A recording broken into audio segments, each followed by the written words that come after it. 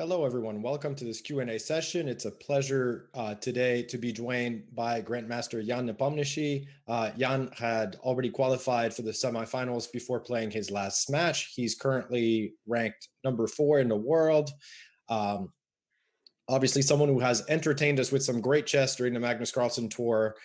He plays, with a very interesting, aggressive style. He also plays very fast. Jan, how are you today? Thanks for joining us.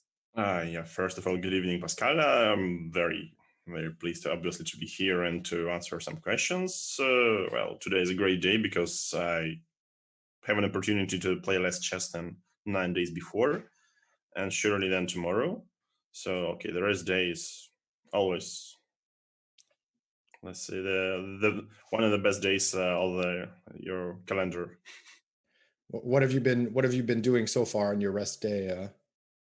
Actually, I was sleeping until 2 p.m., I think.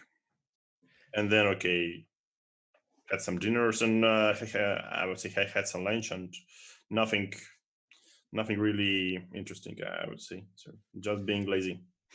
All right. Well, the questions are going to come as we discussed. The questions are mostly going to come from our premium members, but I did want to just ask you first about your thoughts on this event specifically. I mean, you mentioned, I guess you're finding it to be a pretty tough schedule to play 9 days in a row. How does it compare to playing like a live tournament with because it's more games, I guess, than a typical slow tournament would be? Do you find it harder, easier? I mean, technically, we can compare it for one of the most challenging tournaments which is World Rabbit and Blitz Championship, and there is like in 5 days you play 36 games. For example, like 15 Rabbit games in 3 days, and the rest is 21 Blitz game in 2 days. And but this I believe is still easier because you're playing not against the strongest opposition. So sooner or later, probably sooner, you are facing some let's say weaker players. Okay, all of them of course are very strong, but it's not like playing, I don't know, some Kramnik or Svidler or Carlsen or I don't know, whoever else. I think I think you got my point. And here, let's say I think 36 games in Rapid and some extra Armageddon games as well in 9 days. I think it's too much, especially if we take into account that there are no rest days in between. So I think it's especially, this really hurts some, let's say, elder generation players like Chucky or Vichy or I don't know, even Baris, because I would say we could see a different different table, different let's say rankings in case if the shadow would be more friendly towards the players. But, I know it's some kind of a time trouble for the organizers because the Final Four is going to start pretty soon, and surely all the players as well, need some break between the Final Four leg and this final playoff part. But still, I mean, if I were, let's say, if I were an organizer, I would probably think about adding some extra rest days, probably making some also some Q&A sessions there and some banter blitz there. But from my experience, let's say previously I had some banter on the rest day. It was like, let's say, fun. And next time, I'm sorry, and this time I had this, I think against my match against Anish, and it was like completely exhausting. So I just hardly could find very my baddies in the end of the day. Yeah, no, understood. How do you feel about your play? I mean, you obviously finished high in the standings. Are you happy with how you played? I don't think I was playing brilliantly or something. I think I managed to produce a couple of good games. For example, the 4th game in the match against Chuki, I really like it. And I mean, okay, it was some good piece of prep, but nevertheless, it was a very fine usage of piece activity, despite queens were traded, let's say, more or less fast in that game. And also, I think maybe some another game, maybe white game in Rui Lopez, which I managed to win against Peter Svidler. But I mean, in general, you shouldn't expect too much from 15 plus 10 time control. You're not going to play, let's say, strategically brilliant game, most likely. And well, of course, I'm happy that I have qualified, let's say, 2 or 3 rounds before the event ended. Yeah, the event finished. So it was pretty good and smooth start for me. But of course, a lot of matches could go different, especially match against Kramnik or match against Amish. And I really hope that I managed to save some energy before the playoffs because, well, again, it's very tough. And I mean, for example, let's say let's say the legends who were invited here, some of them were making a lot of commentary, but in general, I don't think they are playing too much chess lately. Yeah, and let's say as for me, I only had June. I mean, first 2 weeks, first decade of June to have some rest, and after this, basically, I'm more or less busy with some events, chess events. I don't know, also streaming, also this Chessable Masters tournament, and at some point, I'm starting to feel that I'm getting a little bit fed up of chess. But hopefully, I still have some more, say, some more energy and some more passion to play on in the semifinal. Yeah, and hopefully you get to have a break at some point. Maybe after this finals, there might be a little bit This of is a. not going to happen, I believe, because, well, I mean, I still hope I'm qualifying to the final 4, and if I Yeah. do so, right after final 4 ends finish, there is Chess Olympiad, which, I mean, I think it even let's say clashes a little bit. So it Right. starts on 19th of August for the top tier teams, and it lasts for another, let's say, 10 days, and so on and so on. So this is some kind of perpetuum mobile. Yeah, it's kind of amazing that as something that seemed negative for chess and chess players in general happened, that you're actually busier busier than maybe you would have been otherwise. I think we are all we are, let's say, on the top of the iceberg, because probably, I believe, 95 or maybe even 99% of players, they have to play some, I don't know, let's say, blitz tournaments online and so on, and they do not have any opportunities to participate in some strong events. So that's why, I mean, okay, it's a great privilege to be invited here and play in the Magnus Tour. But in general, the whole situation is not as shiny as it seems. Of course, okay, there is Olympiad, which probably makes a lot of sense these days. Yes, a lot of players will take part. But overall, I think, except those, let's say, 20 or 30 players who were involved into this tour, I think a lot of great players, also 2700 plus classical, yeah, they're just starring and they have no opportunities to play on. And this is really sad. Yeah, fair enough. I think it's yeah, for the elite it's worked out well, and probably the worst are the ones, like you said, who are 2700, who don't have the ability to, who don't have, they're not necessarily frequent coaches, or so if they rely on playing, then it's a very Yes. difficult period. Yeah. I understand. All right, so I'm going to move to the user questions before I get myself in trouble. So first one is from this is a good username, Donald the Duck.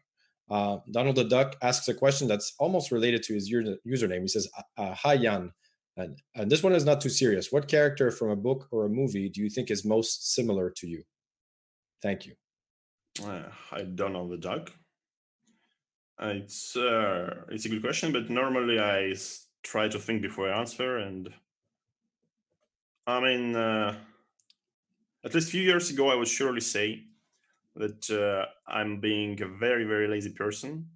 And there is a classical Russian novel of 19th century. It's called Oblomov by Ivan Goncharov. So I'm not sure Goncharov is as well known as, let's say, Dostoevsky or Tolstoy in let's say in the English speaking world or something.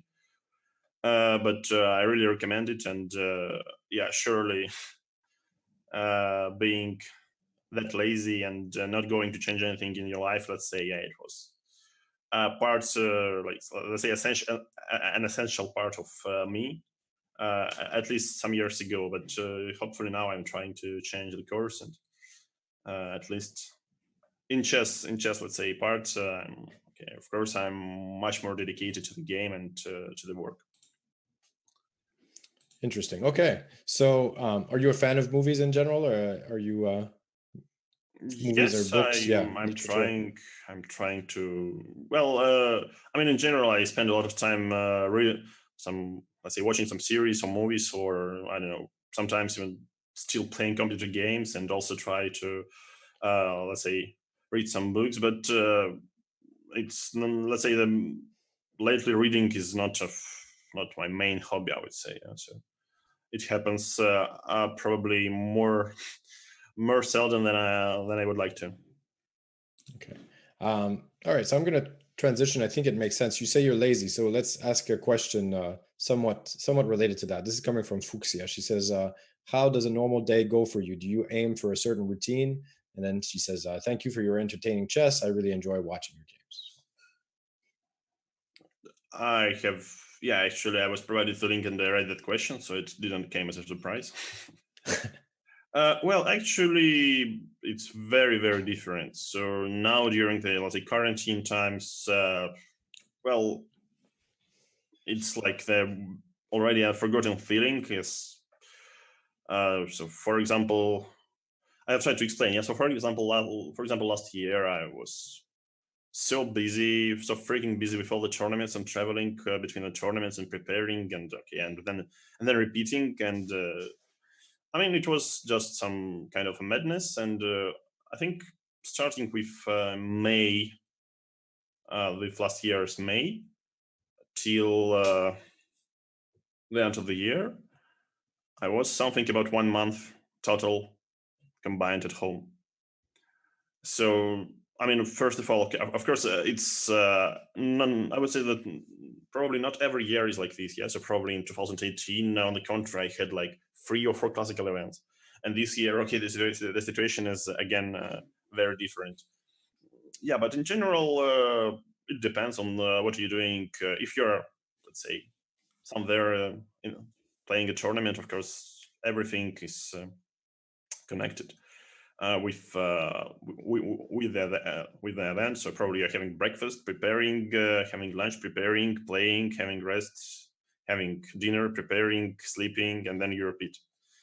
And this is, let's say, very, very boring at some point, because people always think that, okay, you're a chess professional, you travel so much, you have been like, I mean, basically, we have visited all over the world. Yeah, a lot of countries, but it's very difficult to explain that you're not a tourist and you don't really have time to, let's say, see the landscapes or so on. And okay, then I'm at home. Okay, it's much more flexible, so probably I'm of course I spend some time on my chess work. Okay, especially now, then okay, the chess work is everything is going from basically from your chair, from your computer chair, yeah, from your computer table, both playing and studying, and also okay, trying to, I don't know, do some sports. Let's say have some fun, going for a walk or watching some movies and so on. So I can't say I have some strict timetable, let's say, during these times of sitting home. Right. No, that's a good answer. All right, let me move on to the next question now. Well, this one is easy. Someone says that this is from El Toyo, or I might not be pronouncing it right. Why do you get up frequently from the board during these online tournaments? Uh, other participants don't do it as much. So, do you have an explanation for getting Yeah, up? this is, I mean, the very, very simple nature calls. Yes, Yeah, I mean, okay, that's in general, some people used to eat a lot during the games. I mean, I don't know, chocolate, bananas, and so on. Some people yeah. prefer to drink a lot. Okay, I'm, let's say, sort of a drinker, not not in the bad meaning, but okay, during the game, I really think I just swallowing liters of water and other liquids like tea. I don't know, sometimes coffee and so on. Are you So this mostly is a tea or a coffee? Tea or coffee is your team? basically tea, but okay, I'm somewhere in the supermarket. I'm buying this Starbucks cold coffee, and this also helps you a lot. You know. Are you within like walking distance to a Starbucks or something like that from where you are? Not let's say not now, not now. Hmm. So now I'm somewhere, let's say, at the countryside, and Hmm. I'm only at a driving distance of anything. Okay. And you drive? You drive yourself? Yeah, I Yeah. drive myself. Yeah. Okay. All right. Now from Elarico, hi Jan, which books do you recommend to a novice chess player? Which books do you think have developed more your chess skills? Which books have helped you, if any? Well, obviously, when I was like a little boy, I didn't have a laptop or even a usual computer. So I think I got my first laptop at the age of 12 or something. Before this, I already, let's say, won few youth championships, yeah, European championships and Russian championships and so on. I was doing overall good.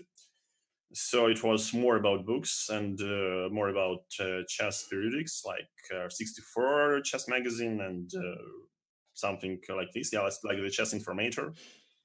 So let's say the knowledge was coming from that direction. But speaking about the books, exactly.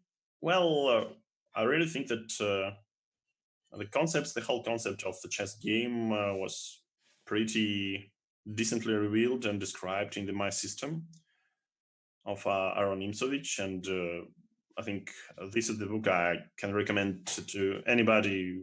I mean, despite it was written, let's say, more than 100 years ago. And also, I think that it's very useful to just overall, let's say, yeah, it's very useful to study games with some good commentary. And I would say it's not like engine lines, some brilliancies, some studies, some combinations. Okay, this is another part. But the commentary, which is okay, basically people are trying to describe their intentions, their plans, their thoughts with words. Less lines, more words, or more literature, let's say, and less chess.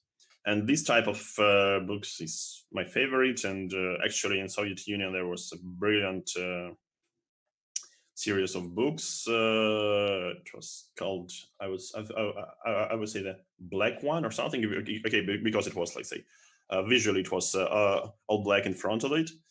Yeah, and it was. I would say I think I have studied a lot of these. So some best games of Petrosyan, Alekhine, or some, I don't know. And our world champions, also not world champions like David Yanovsky, who else, Chigorin for sure, yeah, and so on. And also, it was I think, very useful to read Botvinnik's works.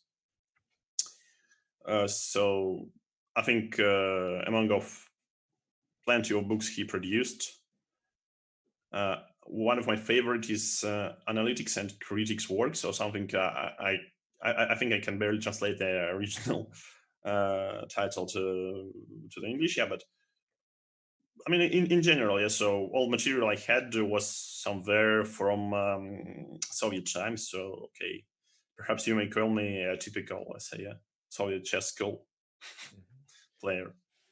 Well, I guess related to this, there was a question here from Crypto um, about who was the trainer who gave you the most influence. So which of your trainers influenced you the most for your chess development? Well, surely it's my first coach, first trainer, who's not a very strong player himself, Valentin Semyonovich Evdokimenko.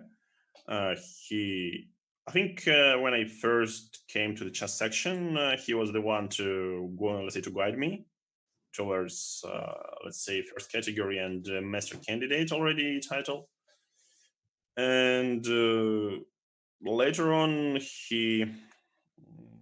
and I think I was very lucky in this, he offered, because I mean, in general, from my hometown in Bryansk, we have some grandmasters at least. Yes, so for example, Glazerov is one of the most famous, and he also was making some sort of a chess school free of prodigies, but it was, let's say, not a long-term project. It was like for 1 year or maybe a year and a half.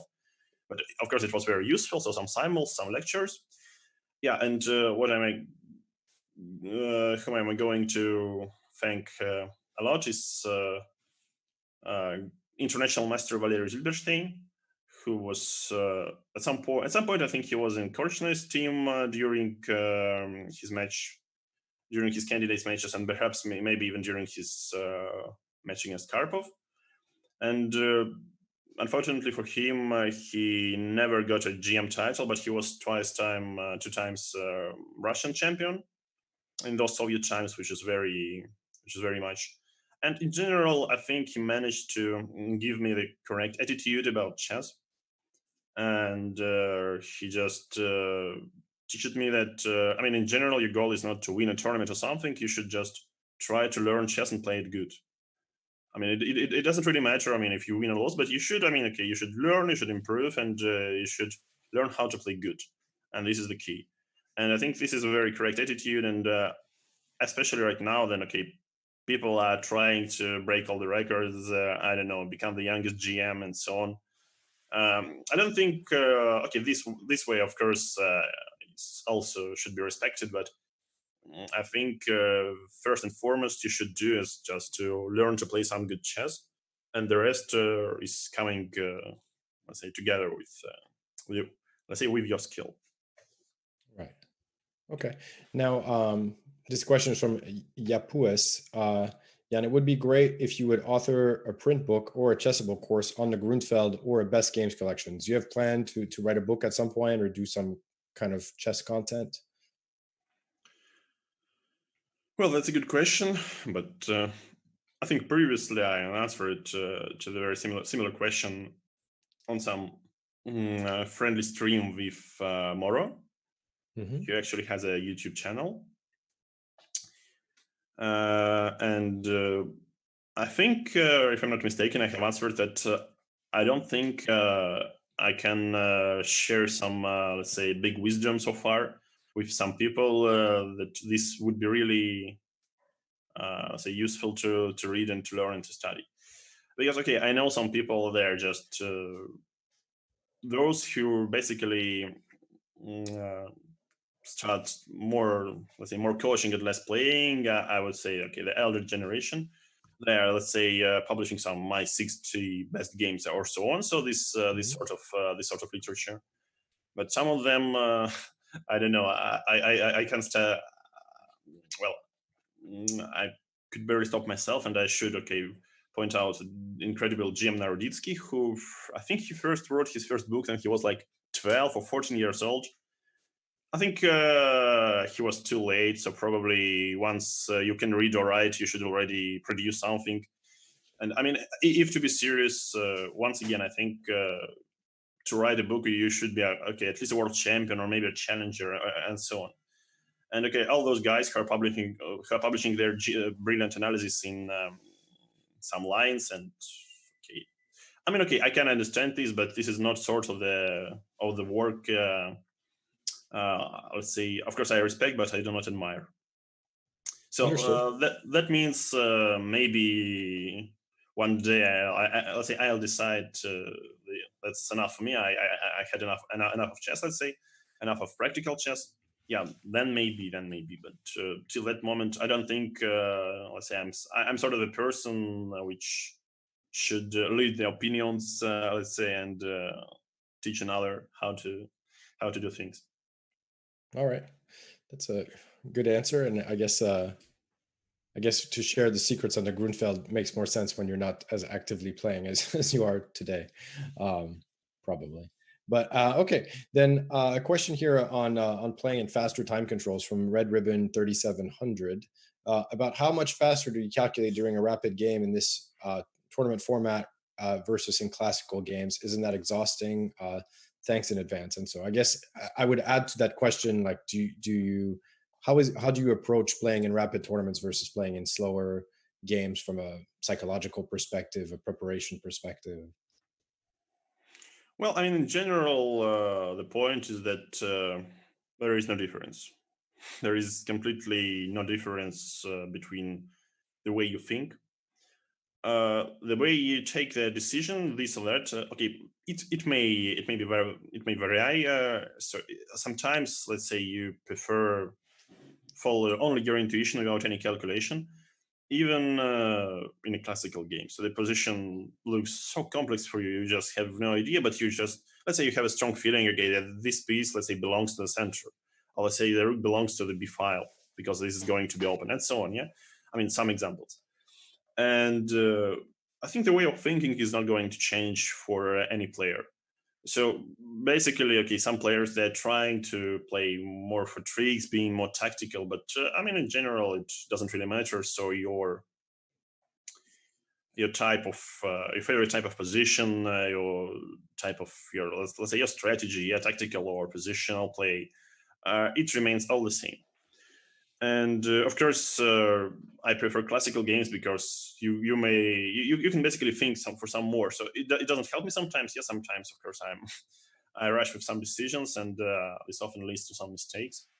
And so maybe it happens lately. It happens more seldom than I used to do that before. Yeah, a lot of let's say quick decisions. But I mean, in general, it's hard to enjoy that. Let's say the whole process of thinking. So I mean, okay, you basically know. So I would say in 80 or 90% of cases, so the first move you consider is the best move. And okay, in some positions there are like there is no way to choose the best move because it's too complex to calculate, and you should rely on your intuition and your luck, and so on. But in general, let's say the thinking, the deciding, the choosing part is very interesting to me, because why would I play this move, not that move? Yeah, and you should explain this to yourself, and once the whole process is over, you can really enjoy the results sometimes. But I mean, on the contrary, this is not so fun to watch. Okay, players thinking for hours and hours and hours, and okay, the game which lasts 7 hours, the classical time control, let's say at its peak. Of course, for those who enjoy some blitz or rapid chess, it's just impossible to describe that it could also be beautiful and so on. Now, do you, it's been noted by commentators and many people, of course, that your play is pretty fast. Even in this fast time control, you tend to have a lot more time than your opponents. Is that something that's kind of natural? Is it more of a strategy, or is it, or is it a combination of both? I mean, I don't think it's some kind of a strategy. So you try to be practical, especially in blitz and rapid. You're trying to use all the time you have, and that means you use not only your time, you also use your opponent's time. So you're trying to predict the move, and if you're correct, okay, that's brilliant. But anyway, if you fail to predict the move of your opponent, you can also try to figure out your next move. So not literally the pre-move, but sort of, yeah, okay, pre-thinking, yeah, your move. And I mean, once again, yeah. So if you're say good at this sort of predictions, it's pretty easy to handle this this, let's say, so this way of time management. People think I'm trying to I'm trying to use. And also, I think that, and then I was, let's see, 10 or 11 years old. I was constantly, I had a lot of time trouble. So I was constantly at a tight knot. And again, the same coach, Zilberstein, he told me, okay, you have like 2 hours in the beginning of the game, but try to play as if you have only 1 hour. Also, it could be a nice advice to some younger players who are suffering from time troubles. So I mean, in general, it makes some sense. So just think that you have only 1 hour, and use your time considering you have only 1 hour. And then, okay, at some point when then you desperately need to think. I mean, okay, in times of a dire need, of course, you can use this extra time, let's say extra 1 hour. But maybe this helps you to have less hard time troubles. And I'm not really sure if since that moment I started to use this strategy, I had zero time troubles from there on. But I mean, this probably makes some sense. Yeah, interesting. Okay, here's another question from Why Must I Lose to This Bug? Something like that. You are admired for your sharp, quick, no holds barred style. Do you identify with any great chess players from history with similar styles? I don't think my style is something sharp or attacking or something outstanding. So how would you describe your style then if it was you if it was you describing. It's always hard to describe yourself, but I mean, okay, I'm trying to adjust. Basically, I'm trying to be very practical, and I think that's it. So I'm just well. I mean, of course, I enjoy the beauty of chess, and if I have a chance to create something, let's say, funny or at some point outstanding or interesting, I'll probably I probably can't stand away for too long. I'll try to go for it. I mean, so for example, yesterday I saw, okay, the match decided nothing against Boris, yeah. So yesterday I saw he has this stalemate idea, and I was choosing between rook g3 and rook g5 in game 3.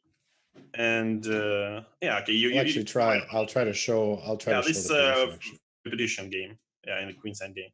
Yeah, I just gotta scroll and find it here. Yeah, it's this no. This one. No, sorry. No, this one. Yeah, this one. Yeah, this one. Yeah, and let's say move 45. Let's say 35. 45. 45. Yeah. Yeah. So yeah, play on. Okay, move 50, king g2, rook g4, king h1. Yeah, and here I spent some time after king h1, move 51. Okay. And I thought, okay, I mean, okay, in general, black is winning in every way. So this goes without saying. I had no idea I'm going to fall down for a free fault repetition at that moment. But after rook g4, king h1, okay, yeah. Clearly I saw the rook g3 leads to rook f7, queen f2 idea, but I really liked it, this idea. So otherwise, white is just getting mated. And of course, there is a better version like rook g5 and white resigns because it's going to lose a queen. Right. But I thought, okay, why not allow this stalemate idea appear at the board? So, and of course, later on I was punished for that, but I don't really regret that much. Yeah, because this queen ending with 2 pawns should also be. Yeah, this was winning, and also rook endgame was winning. I mean, okay, anyways winning, but I mean, okay, this really doesn't matter. But okay, this stalemate idea, I felt like, okay, it's good enough, and it really deserves to appear at the board because a lot of chess beauty is hidden sometimes. Yeah, so it's somewhere it remains uncovered somewhere in the lines in the analysis. But here, okay, I felt why not. Maybe I was wrong. I'm not sure. Yeah, of course, there wasn't too much at stake yesterday, as you pointed that's also out. the reason, of course. Yeah, so that's I shouldn't be too proud of myself here, but well, but some people were also wondering whether when you played a3, whether that was because of the match situation or whether it's a move that you like. I mean, you actually got a reasonable position. Yeah, I think I had a good position, but I didn't know how to play on because it's very new to me and it's easier to play with black. Yeah, but I mean, okay, free in general, I had a few different ideas what to do against the Sicilians, some crappy lines for blitz. And for many times, I asked myself if I'm going to play this for real in some tournament game and so on. And every time the answer was a firm no. And the result basically shows why. Okay. There was a book written on a3 like some 10 years ago or something like that. I actually remember where the guy, was talking about it for a whole book. So somehow there's some ideas there. Yeah. So, I mean, okay, I had nothing wrong. I felt like there is nothing wrong due to tournament situation because my match literally deserves literally decides nothing. So I think like it could only barely affect Boris' result, but I think he was somewhere near the 6th place anyway, and I was on my firm 2nd place, so already qualified, and I could never go down to 3rd, or it was like already 3 points difference with Magnus. So okay, I just decided to play some funny lines, and okay, basically that's it. And, this a3 to me makes more sense than knight a3. Knight a3 is nonsense, of course. Yeah, knight a3 was the fourth. Knight a3 is just worse version of Ursulimo in the end. But this a3 is pretty curious in blitz, especially. Yeah, knight a3 was played by, I guess, Zvyagintsev was the one who played it a lot. Yeah, it was a novelty, I think in 2005 or something in games Zvyagintsev Khalifman, which Zvyagintsev won. But Zvyagintsev had different ideas, so he plays then g3, bishop g2, and so on, and knight c4, knight c2, knight e3. So he was very positional. And probably I should have tried to stick to the similar plan, not going for Solima. The Rosalimo with the knight on a3 instead of, Yeah, say, I mean, c3. Yeah. okay, knight goes to c4, which is not so stupid, but then okay, I played badly after. So No, yeah, but that game was okay anyway. So okay, so that was that match. I guess we'll go back to the regular questions, and maybe we'll switch back to some chess again later on. This is a question from Sione, and the question is: what duties and responsibilities do you think a world chess champion has, and what would your priorities regarding them be if you were successful in winning the title? well, I think the responsibility is to be an ambassador of chess, first of all, because I don't think it makes you you should win if you're world champion. You should win on tournaments. Okay, this is good, but this is not let's say the first and foremost. I think you should be an ambassador of chess. You should show chess is cool. You should let's say make a lot of people fall in love with chess. Yeah, get interested. A lot of people, a lot of parents bring their kids to the chess schools and so on. So the bigger problem, which is now yet to be solved for chess game, is that we cannot really. We cannot really fight for the audience comparing not only with let's say football or basketball or okay some I don't know well-known team games, but also I think with esports. I think esports is quickly becoming popular, and that's I don't know. Maybe we should try to connect okay somehow our chess with in esports, and basically now we are also in this tournament we're trying to do this. So technically we are playing from the computers, not on the wooden board. And at some point could be this is the right direction. I think that this is the main one. So you should be the face of chess in some way. Well, you speak about esports, so maybe we can talk about esports a little bit. I mean, I know you've played a few different games. Hearthstone, I think, at least the story I heard is that you were the one that introduced Peter Svidler to the game. Do you still play? Do you still play a lot of those games, whether it's Hearthstone or some of the other games that are popular, and stream them? Or Well, I do, but it happens really seldom lately, and I to be honest, I don't have enough time or enough interest anymore. So in general, yeah, sometimes I can play a game, let's say a game or two games with my friends, but well, the Hearthstone was later. Before I used to be a Dota, almost a professional player at some point, like back to 2010.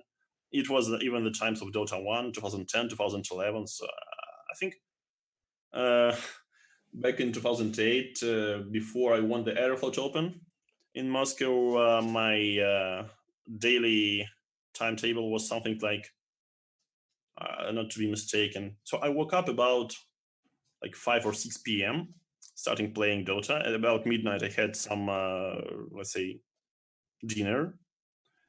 Okay, that's I went to like 24 hours market, bought some food, okay, had dinner, and then kept on playing until let's say 10 a.m. And it was for something like 2 weeks. and so So then it wasn't. Yeah, that it was wasn't. before Aeroflot. Yeah, before Aeroflot. Like I mean, okay, Yeah. in 2 weeks before Aeroflot, it was the times of Moscow Open. I wasn't playing it, and during this, okay, I had some daily routine. Okay, maybe more correct would be to say nightly routine. How did And you go from that routine to playing in the well, I Aeroflot? mean, when you're 18 or 17, it's pretty simple, I would say. So you just start doing normal things, and that's it. Yeah. So I'm not trying to say this is this is the best way to study chess or something, but I mean, okay, I had some different periods of my life, of course, and yeah, I was, let's say, I was really involved. I was really interested in this esports stuff. But at some point, we won some CIS championship, and we got something like $2,000 for the team, a team of 5 people, which wasn't very. I remember I went back from Vaikanze, and then okay, after a couple of weeks, I went to this tournament. So we won $2,000 for 5 people, and it was like we could barely cover our, say, travel expenses. and it wasn't the way to do something for a living, at least. And ironically, the same year, we had there was an announcement that Dota 2 comes, and there is the $1 million for the first place for the team. So it was exactly the year I decided to break up with all this esports stuff. So I have a question then. So if you know, I mean, of course, this is a hard thing to do, but let's say you were 20 years old today and the esports are what they are today. Do you think you would become a chess player or you would play some esports? It depends on my results.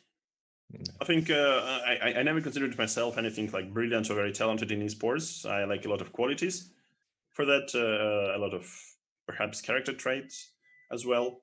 But of course, it depends on the results. So I had like at some point, like in 2013, I had like, okay, maybe I was so pissed off my play, so I was knocked out by VE in the first round of World Cup.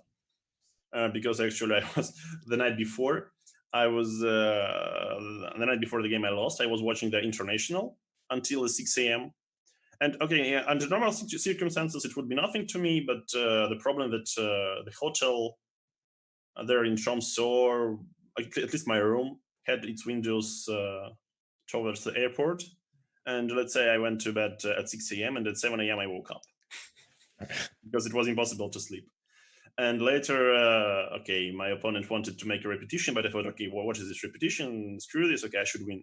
And okay, clearly it led to some bad results in that game. Yeah, so I just blundered everything and lost later.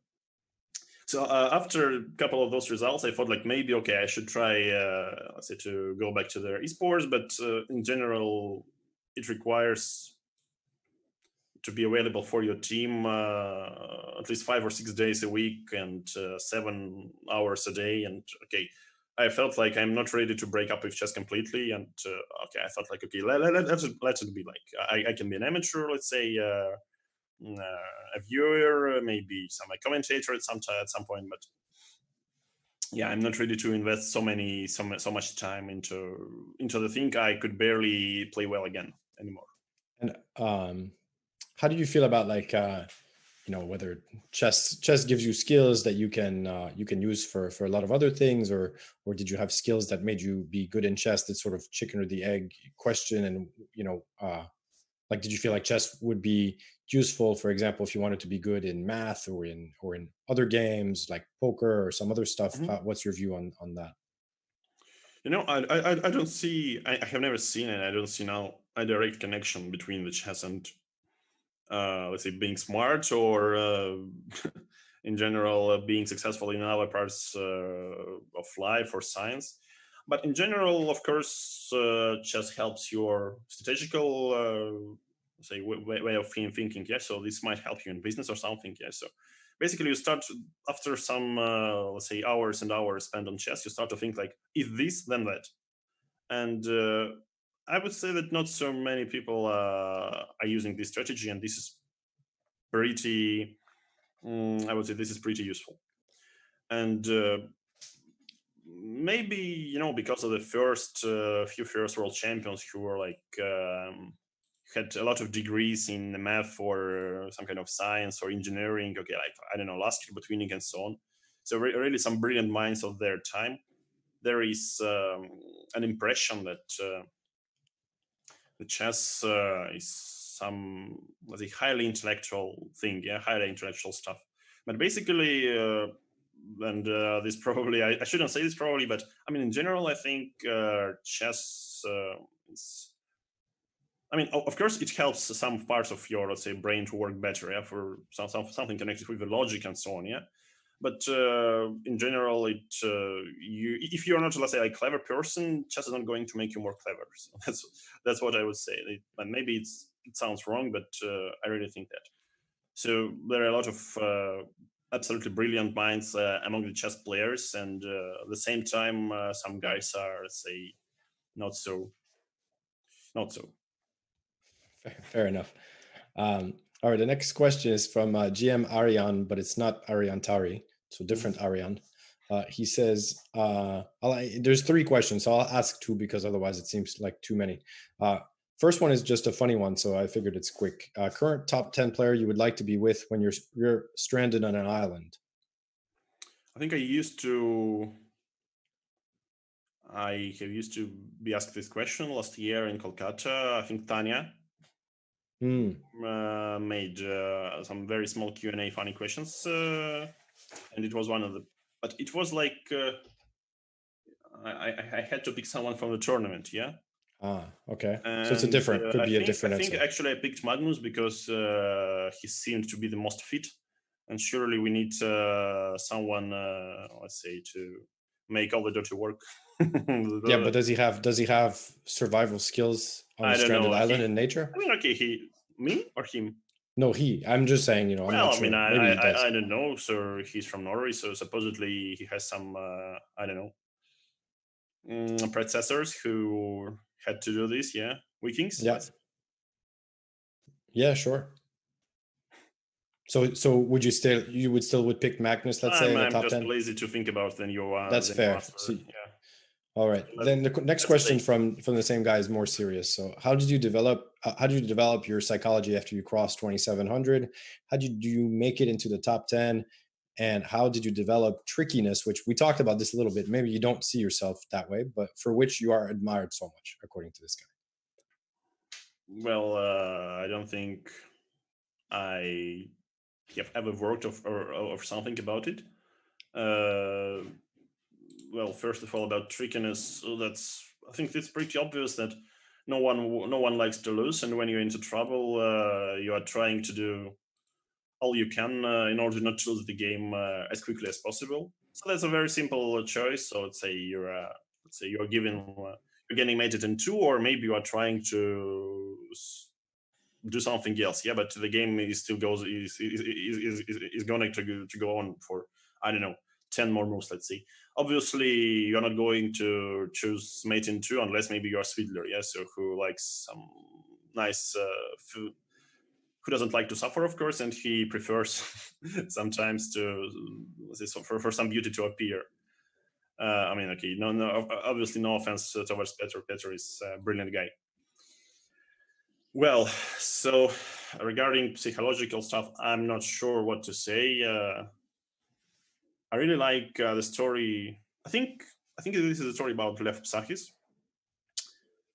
So he was asked sort of the question, how do you say, what do you do in case you lose a game? What's your attitude for the next game? He said, oh, well, of course, I'm trying my best. So this is unacceptable to lose the game. Of course, I'm trying to fight back and win the next game and blah, blah, blah, and so on. Yeah. And then they asked him, okay, but let's imagine if you lose 2 games in a row, what happens then? Well, I mean, okay, I can't recall how comes 2 games in a row. This is impossible, but I like fight like a lion. So this is like the game of life and death for me. And let's say they asked him, what if you lose 3 games in a row? Well, when I lose 3 games in a row, then anyone can beat me. Yeah, that's a good. I think that's it. So no one likes to lose, and I mean, speaking about me making it into top 10, I think like in 2010 that I first showed some decent results, like crossing 2700s. I was like 2735 at some point. It was like 15th or 14th place in the FIDE rating list. And well, probably I just worked too little. So it was I didn't invest enough time, enough will, and that resulted in let's say hanging around 2700s. And I think that's it. So probably that's the tricky part of chess is you may work a lot, but the result is not going to come the day you made, let's say, some work. Yeah, so it's not like I don't know what to compare with. Maybe with some running, yeah, like running for 100 meters. So you train hard. You are, let's say, gaining some, or maybe in powerlifting. Yes, so you're gaining some muscles. Some muscles you can get a bigger weight. But in chess, for example, you can find a brilliant novelty, and at the end it pays off you like in after 5 years or something. Yeah, and this is very normal for chess. and you should just accept this. So this was always very annoying for me. Yes, okay, come on, I work so much, like, and so on, and nothing happens, and then okay, I do nothing for let's say a whole month, and I come to a tournament and I crush it.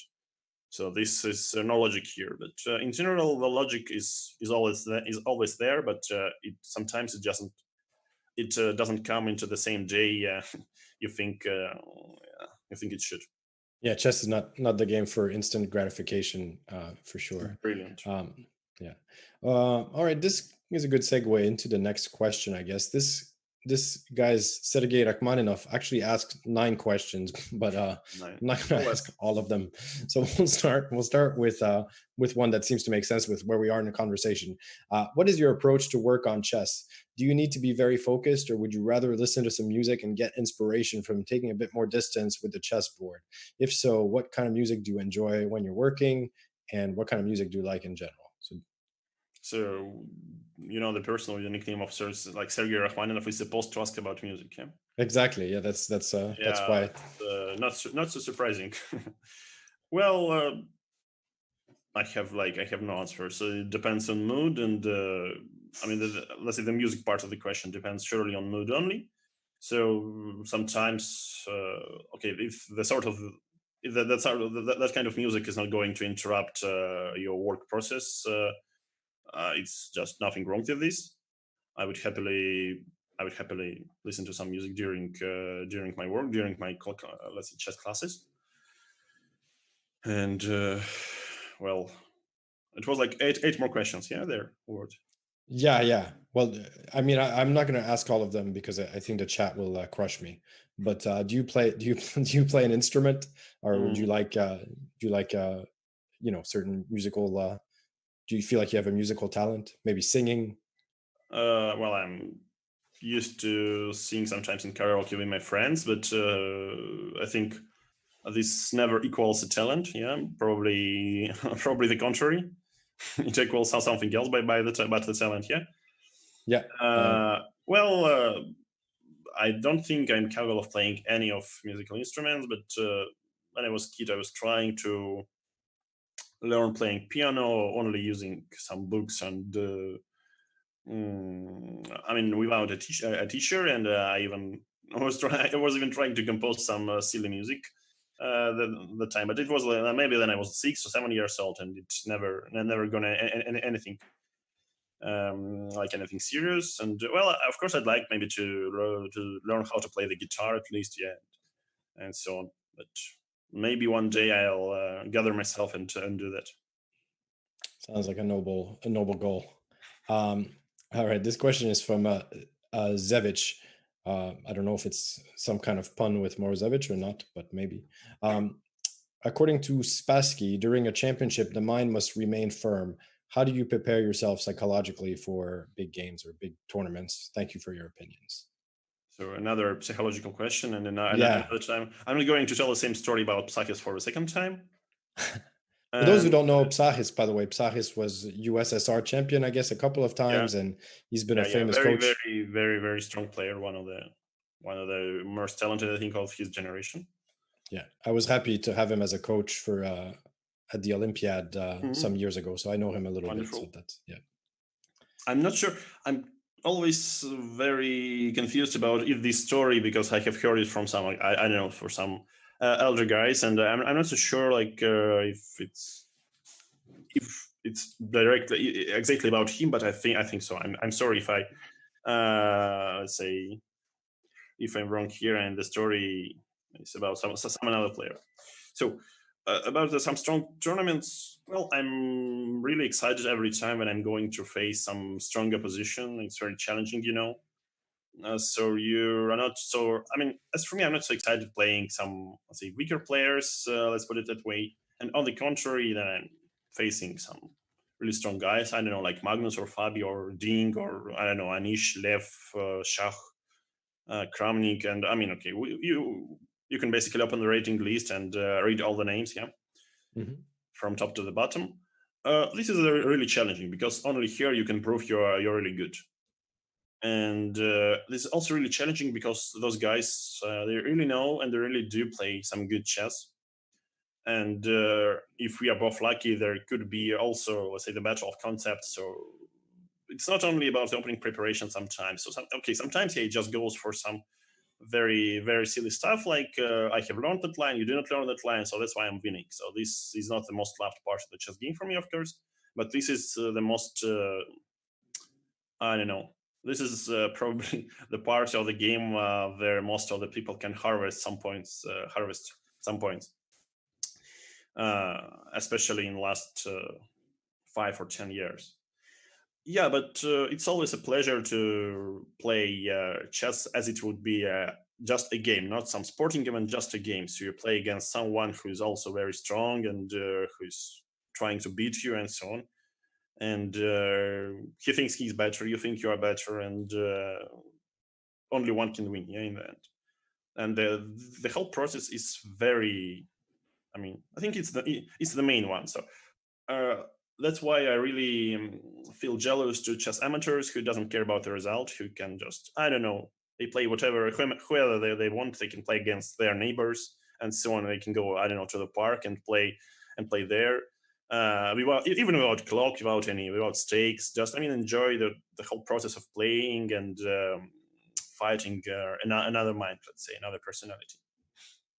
And in the professional chess, this sometimes goes somewhere to the shade. Yeah. Okay. No, good. This question now is from Nicolene. And I mean, some of it, I don't know if you want to answer, but in your opinion, who will have the best chance of winning the candidates? You may name 3 players, including yourself, but I guess I'll add to that, how do you feel about the candidates? It must be a little bit weird I mean, this break obviously is something that's never really happened before, but how do you stay kind of focused, and how much like of a heads up do you think you're going to get? Like, okay, we're playing in October or we're playing in December or something like that. Well, according to the tournament table, the best chances are for Maxim, probably me, and then there are like 3 players, I think, yeah, on 50%. Yeah. So that's very simple. Like, I think sitting in the minus makes, I would say, your chances more problematic, but as previous tournament show, like in Berlin, I think Karyakin made it from -1 or -2 to +2 at some point, and he was somewhere really close to the first place for the second times in a row. So I think if, let's say, in case if candidates actually resumes, I think it's basically more or less anybody who has at least equal score right now, yes, so at 50% or higher. I think the chances are roughly equal. So of course we have like a pole position. Me and Maxime, like in Formula One, there is a pole position, and here it's more or less the same. Yeah, and since the tournament resumes, let's put it that way, it was a qualification for the second round, for the second leg. Yeah, but in general, I'm a little bit worried because I don't really see with all the pandemic situation. I don't really see the direct dates. So exact dates. So of course, FIDE announced it should be in no later than September, and maybe now I'm not so sure really it's realistic. So maybe they will postpone it even more. But let's say if it happens that the situation with the pandemic situation is not going better, which is highly, I would say, very very easy to predict and very easy to wait for this, because in the autumn normally a lot more people are going to catch flu or some sickness or so on, and I mean it could actually happen that the tournament would be postponed to the 2021, which is already some kind of madness. Yes, or just separating for 2 years. Separating 2 parts into 2 years is, I think it's too much. So I'm really looking forward for some good news, and I think that's it. So of course it's a very big challenge, a very big goal, and since I can consider that in the first half I was doing overall good, except the last round, except the 7th round against Maxime, which was completely unnecessary, of course, but also kudos for him that he played a very good straight attacking game against me, and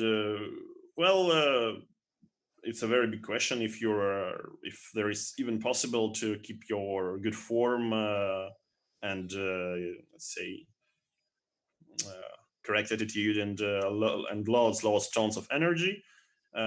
Can you keep it during the distance of 1 year? Let's say, yeah, it's basically two different tournaments with two.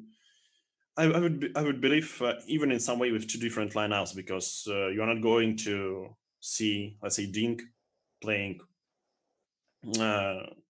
let's say such a tough to break player, and I think he lost like 3 games or something, yeah. And for example, yeah, or maybe you're not going to expect Fabi sitting on 50% because he was at least considered as the main favorite of the candidates, and so on. Yeah. Okay, the next question, I'll ask this one from Ilya Joker, international master. Hi Jan, today I bumped into a YouTube channel named Ian Nepomniachtchi. Surprisingly enough, instead of having chess content, it's providing some highly entertaining quantum physics videos. I doubt that you are a quantum physics enthusiast, but are there any fields of science you would like to study in the future? Well, actually, that's not me. I also have a chess channel. I have a YouTube channel, but I think I have seen this question, and I think my channel is spelled a little bit different, though. About some science, well, I don't know. I don't think I'm such a brilliant and great mind to try myself into some big science, but okay, who knows? Because anything can happen. Because maybe they're going to solve the chess game like in 1 year with some new computers. Hopefully not. And otherwise, instead of chess, I should be doing something else. And then I will think about making a quantum physics channel too. Okay. All right. The next question is from Fish45. So there's actually kind of two questions. One is about, well, I'll just read it. Through the years, we've seen you swing sharp criticism at yourself, but also the ability to laugh off some blunders. Is there a move or game that still pops up and makes you giggle from time to time? Also, a most important question, is the top knot the super grandmaster answer to a chess bra beard? Is it staying only until you become world champion, or is it psychological warfare in a cage match with Magnus's mane? So a lot of questions in general about the hair. So I guess we'll ask just one. The second question is simple. I mean, in case if I win the world, in case if I qualify, and in case if I win, okay, then I'll think about making some silly things with my hair. And perhaps I'm not sure. I think maybe I have just watched too much Game of Thrones or something. Yeah. I mean, according to my hair and so on. Are you you're a fan of Game of Thrones? No, not actually a fan, but I mean, maybe I just watched too much series. I understand. I mean, okay, just kidding. And the first part was sort of about laughing off blunders and not taking yourself too seriously. Yeah, I mean, in general, okay, blunders is a part of the game, and yeah, also, I mean, you cannot play without mistakes unless you're a cheater. And in general, okay, of course, blunders can make you sad, but sometimes when your opponent is just playing so brilliantly and he's actually outplaying you, then it's maybe some bigger problems. Or same time, of course, you admire your opponent, his level, but also you feel that you need improvement. And in case if you blunder, something like very, very stupid, this is more about your concentration and about, let's say, your perhaps attitude, and you should just try to be focused more next time. So blunder something, of course, it's painful, but I feel like it's much worse to be slowly outplayed by someone. So also, of course, blunders can be funny. So they're more funny for your opponents, which punish you for those blunders, but that's how the game works. No, that's a good way to look at it, I think. All right, now from Tuxmon, out of all your games, which do you think is the most instructive, and why? And or maybe just what's your favorite do you have a favorite game of yours from the past? Okay, I can't forecast the future, yeah? So thank you for this. Adding from the past. Yeah, I mean, I think I have played some fine games so far, but I don't think it's enough for a book or something, for sure. So maybe 5 to 10, which are really good. So I think I actually played a pretty good game against Magnus in 2011, but it was really out of nowhere, out of blue moon, because I was absolutely pissed with my previous day result against Jan Smith. So I lost some equal endgame, just pressing it too hard for the win. So those times I was like over optimistic, and I felt like, okay, I'm going to crush this nonsense tournament. Okay, what is this Vaikanze? Come on, guys, I'm coming. And I won the first round against One Hull, and then it was very shaky. And I remember I was very unsatisfied sitting on +1. So, for example, right now, if I'm going to have like +1 in some strong GM tournament, I will be like the happiest person in the world. Yeah, of course, to came. At least I won more games than I lost. Yeah, this is already brilliant. Yeah, but I mean, seriously, well, I really like one of my games from childhood. I think against Rublevsky, where I managed to. Okay, not childhood, but maybe from youth. I was like 16 years old. It was my first Russian Super Final. And in some tricky balls in line in the middle game, I managed to play like knight c5 and then knight d7 with white. But the problem that he had like queen on d8, bishop on e6, and knight, or maybe queen on e7, bishop on e6, and knight on f6. So it was like that square on d7 was attacked 3 times. Maybe I can actually find it so I can show. Yeah, I think you can find this game, but I think it was already it's more or less known position, because I think they asked me same sort of the question before the candidates, and I didn't know what to say, so I said, okay, this game is fine. So it's from 2000. Let's see, 2006 Russian Super Final. Yeah, probably. Yeah, I see some knight c5. So okay, this must be the game. It was in a Polson Sicilian, right? Yeah, 2006, I think. Yeah, 2006. Okay, so just give me 1 second, and I'm gonna have it. Yeah, so I mean, in general, there are a lot of good parts of game. Okay, some nice combinations, some fine attack, instructive endgame, and so on. But very, very few games are good enough from beginning till the end. Yeah, let's see, they're mathematically clean. They're all that correct, all that brilliant. So very, very, very few games match all the criteria.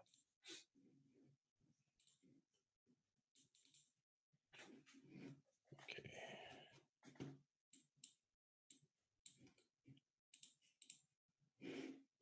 Hopefully, I'm getting the game here. Give me 1 second. Sorry, everybody. Here we go. I found it. Yeah, like move 21. And I'm just going to make sure that we're having it on our stream. I think we do. Okay, good.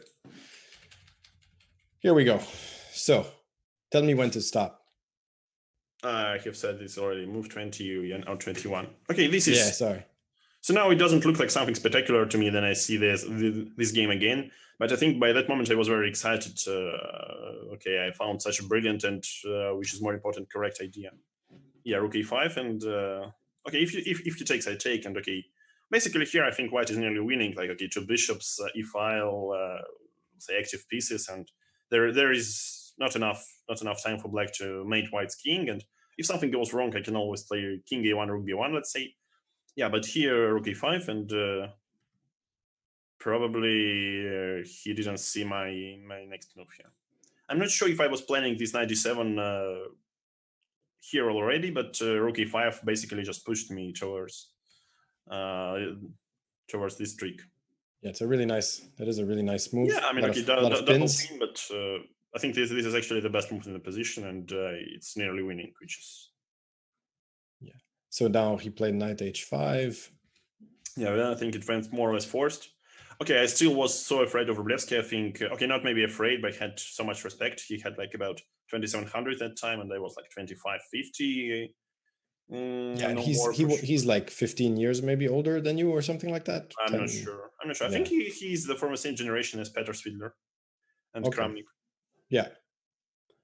Yeah, and here I even repeated the moves once, so I wasn't like sure if I want to repeat or not. But okay, I thought, come on, after 97, I shouldn't play this in a draw. Yeah. Would be a big shame. Yeah, and then I think it went more or less simple.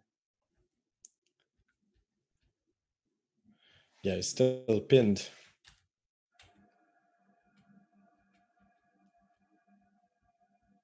Yeah, somehow it turned out to be very tactical here after e3, but on the contrary, not so difficult. Yeah, and here king c1 on bishop b5. Bishop b5, I think, bad due to bishop c4, and I think black is going. Okay, he's not going to lose anymore for sure. Yep. Yeah. Very nice game. Cool. Okay, gonna go back to my questions here.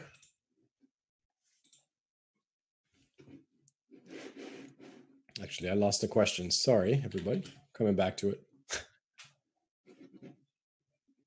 I'm not a technical genius here. Not an IT person. Well, definitely not a not a lot of things, but hopefully I ask some reasonable questions. Where is right, here we go. I have it.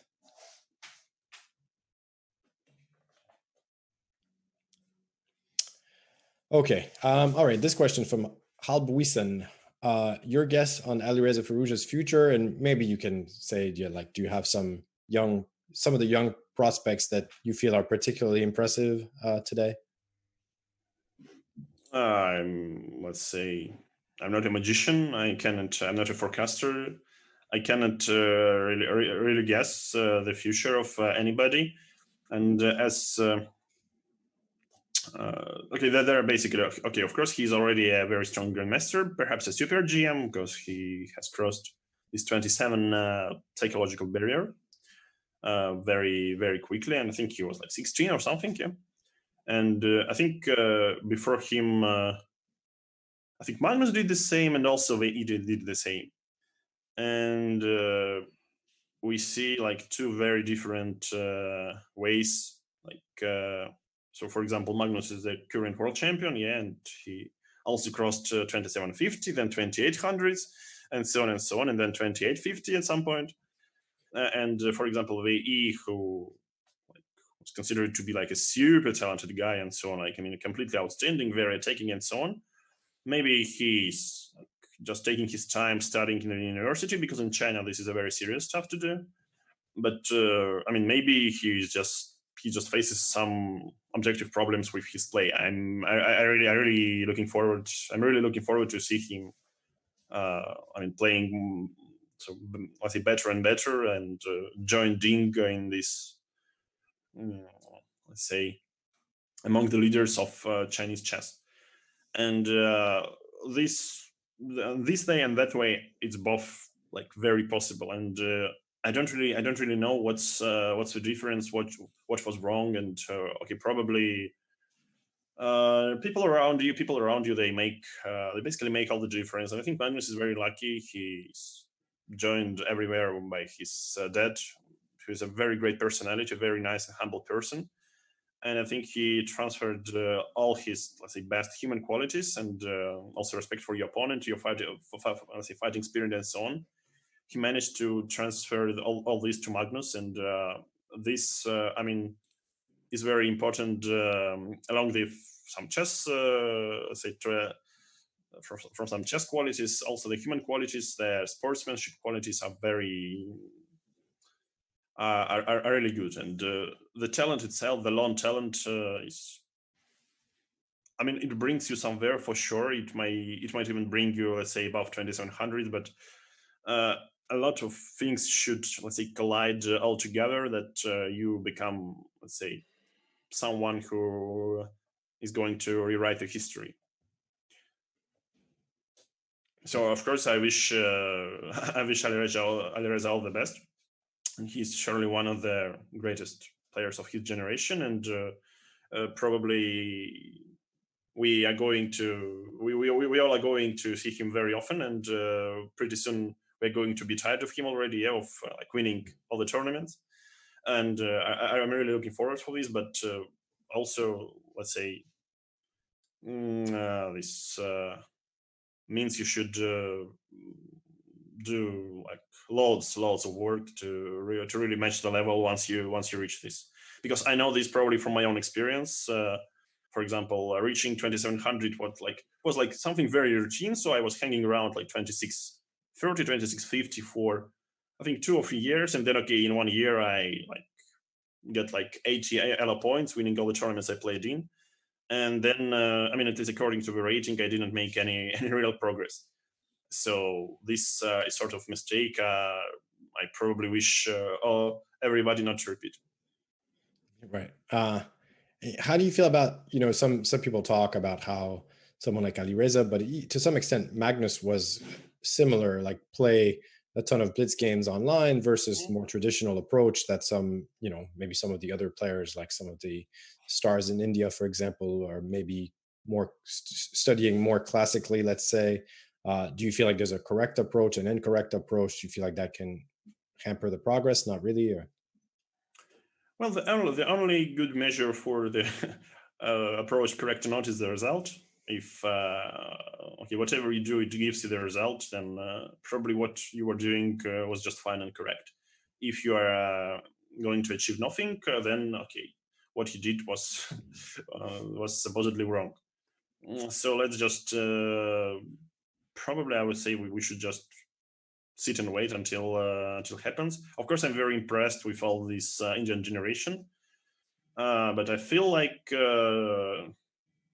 I don't know. They are all those guys are so similar. I mean, they're pretty much like each other. So they're playing like all the same openings, mostly. Yeah.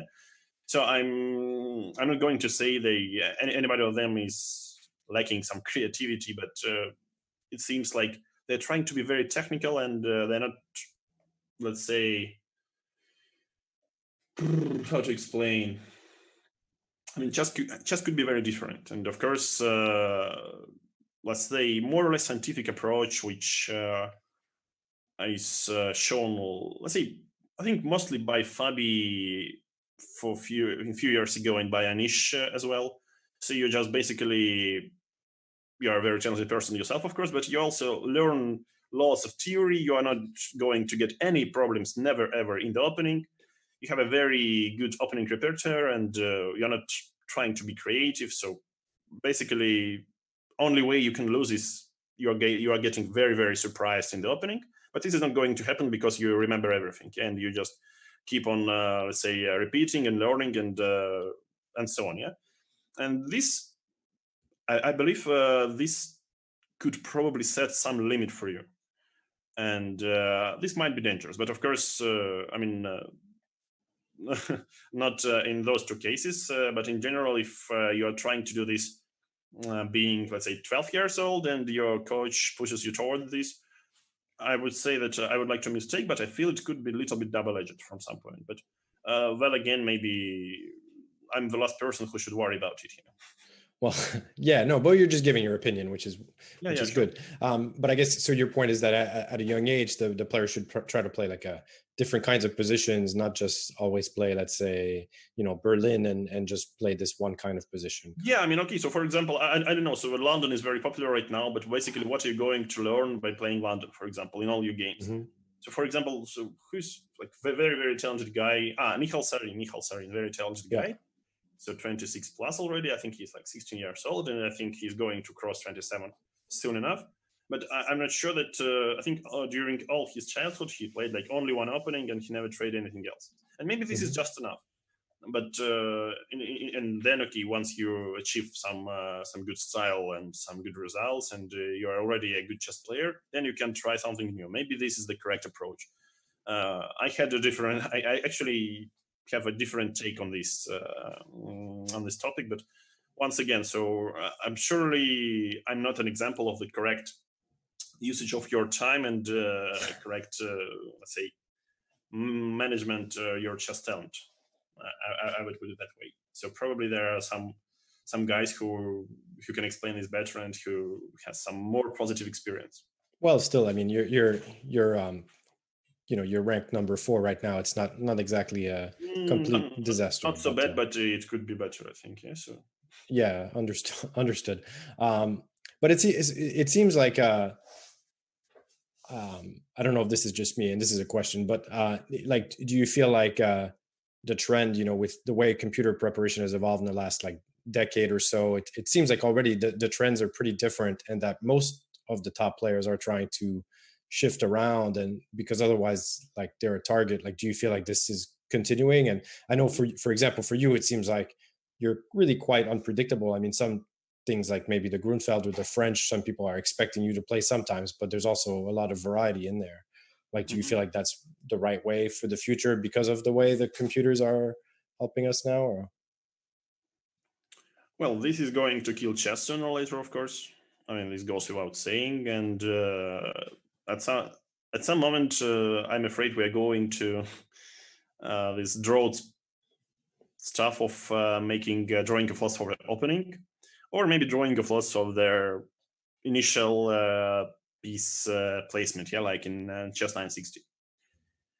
So, in general, the amount of theory you should remember to compete on the top level it just grows and grows, and it keeps growing exponentially, absolutely exponentially. So, basically, one opening which appears, it's already most likely analyzed till some firm evaluation in half a year or a year. So, for example, I don't think people played too much of Italian game until Candidates 2016, and it was like everyone started to play Italian, and it was like a lot of interesting concepts. And okay, Italian is like a very, very, very big part of theory. Yeah, so it's maybe really different. So these h6 g5 plans for black, for example, yeah, d6 or d5 in the opening, a5 or a6. So black can choose some the favorite setup. White can also try like this early d4 or this d3 knight c3 or d3 c3, or just playing without castle or castle and queen side and so on. And this is only, let's say, one opening, and we have also, let's say, after e45 Rui Lopez, Petrov, let's say second bishop c4, and so on and so on, Vienna game. And I mean, you should the work, the routine of the chess professional right now is memorizing. So you just try to memorize as much as possible, and this is also a little bit sad. And I mean, this is surely bad for chess. Well, yeah, yeah. I guess one thing that's interesting though is that like the theory in the Italian is pretty different from the theory in like the Najdorf, where it seems like it's kind of a matter of life or death, yeah, I mean, while in the okay, in Italian is Italian you make a mistake and you get a worse position, but in either if you get a mistake and you are mated, like in three moves, roughly. yeah. So I mean, I guess both are still played. It's just No, more or less playable. So yeah. I mean, okay, well, one of my friends is insisting that Najdorf is losing by force, but he never tells me why. Yeah. Um, all right. One more question here. Has it always been obvious to you that you would become a chess player, or did you have other aspirations before? And what made you realize that was the direction for you? Well, it's a tough question because I think I have decided to become, let's say, a professional chess player when I was like 14 or 15 years old, uh, roughly at that age. Also, I think since there is some kind of a teacher's dynasty in my family, like say my grandpa, grandma, my mom, my uncle, everyone is school teacher. I think it could be it could be the way, and maybe it could be some kind of their future work. Let's say, yeah, for your soul and heart, just to teach children some wisdom, something good, something useful. Yeah. Um, okay, I have a couple of questions just about the next stage of the tour. Well, Mhm. I mean, the semifinal and the final that are coming. How are you preparing the rest of today for your match tomorrow? If it's not a Yeah, secret. I have no idea. So probably having some more rest is more important because I think we both had a lot of preparation during our Disable Hmm. matches. Yeah, it was like 3 matches, and it was really a lot. And at some point, that I think Anish came up with a brilliant idea that you can play, okay, London, getting back to London without any preparation, and this is still better than dig into some dark holes of I don't know, uh, Taraj defense or something else. Yeah, just play something simple with some fresh brain, and probably you should rely that your opponent just blunders more than you do, and this is very Yeah. practical. I really admire such a take. So maybe we'll expect something like that from you tomorrow then. No, maybe we should expect this from Anish, but I mean, okay, there is very difficult to predict what's going to Yeah. happen. So of course I'll try to prepare a little bit for tomorrow's match today as well, but I don't think I'll spend like all my night um, memorizing some new lines and some new opening. Understood. And I guess for all of the players, for all the players except for Magnus, it would be nice to win this tournament and make it to the final of the tour. Is that a little bit of extra motivation for you going into this match? Yeah, I mean, speaking about Magnus winning this tournament will be a very nice for Dink, I think. That That's Magnus wins correct. Yeah. this So it's tournament. if yeah, And I think everybody else. it will be always very nice for Magnus to win this tournament because something besides okay the chess part, which helps him be that high in the ratings and collect all those titles, is that he's first of all he's absolutely mad about winning in every game he plays. Okay, despite it's like okay chess or okay some fantasy football, let's say, or some regular I don't know some friendly basketball or football match. I mean, this is not such thing for him like as losing, and this is, I mean, okay, this sometimes this surely fires back, but in general, this is a good approach for a sportsman. Of course, like try to win anything you can win. And um, can you talk a little bit about your past with Magnus? I guess you guys are the same year, right? So Yeah, yeah, you've known yeah. each other A lot of forever. guys are the same year. So okay, Yeah. also Karyakin, MVL, Yeah. I don't know, Andreikin, and so on. Was a good year for somehow for chess players. Turns out, yeah, turns out Yeah. it was a decent one. Yeah, it seems like there's been a few of these like kind of generations, and the 1990 is enough for one generation. Hmm. Um, all right. Well, I think that kind of covers it for us here. I hope everybody enjoyed this Q&A session with Jan. I'm going to wish you good luck in the semifinal against Anish, and Thank you very hopefully we'll much. see you back in the final, and also I mean then in the final of the tour. So good I'll luck, try and my best. thank you very much. Thank you. I think I hope it wasn't too boring. So once again, thank you. Well, And if it was, maybe it's my fault. It wouldn't be you. no, So no, no, we'll no. blame me no matter what. So Always, thanks. always mine. Always mine. All right. Well, for me, it was a pleasure, and this was fun. Hopefully, everybody agrees. So have a little bit of rest, and we'll see you on the board tomorrow. Thank you.